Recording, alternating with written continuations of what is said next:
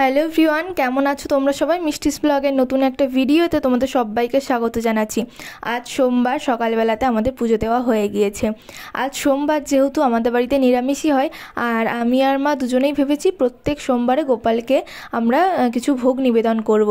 তো আজকে যেমন অন্নভোগ দেব, তো তার জন্যই না সব কিছু গুছিয়ে আমি বাইরে রেডি করে রেখে দিয়েছি যেখানে রান্না করব। মাই সকালবেলা উঠে সব কিছু গুছিয়ে রেখেছিল। আমার তো পড়ানো থাকে সকালবেলাতে, আমি পড়িয়ে উঠে স্নান করলাম, তারপরে ভাই বাজার থেকে বাজার করে আনলো, আনার পরে আমরা পুজো দিলাম।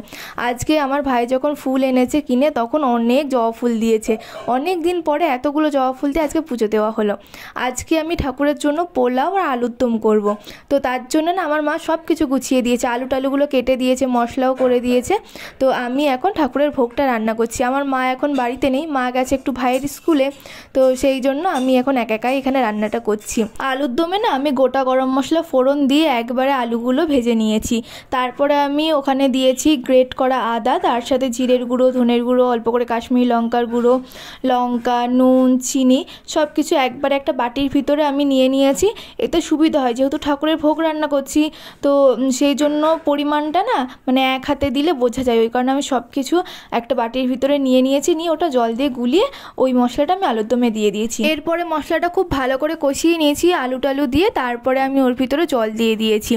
জল দিয়ে আমি ঢাকনা দিয়ে ঢেকে রেখেছিলাম, আর নামানোর আগে ওপর থেকে একটু ঘি দিয়ে দিয়েছি। পোলাওয়ের চালটা আগেই ধুয়ে রেখেছিলাম, আর তারপরে আমি একটু হলুদ মাখিয়ে নিলাম। এবারে আমি কড়াইতে সাদা তেল অল্প করে আর ঘি দিয়ে দিলাম। তো তারপরে আমি দিয়ে দিয়েছি এলাচ আর দারচিনি।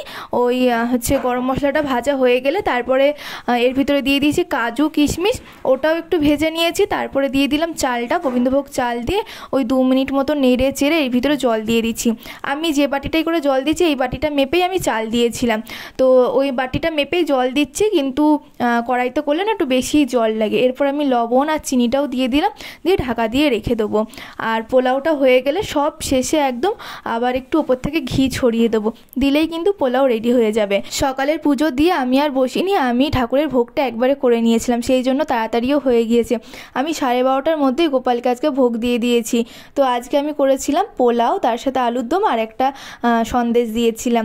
আজকের ভিডিওটাও এই অবধি। ভালো লাগলে লাইক, কমেন্ট আর শেয়ার করে দিও। আবার দেখা হবে খুব তাড়াতাড়ি অন্য একটা ভিডিও।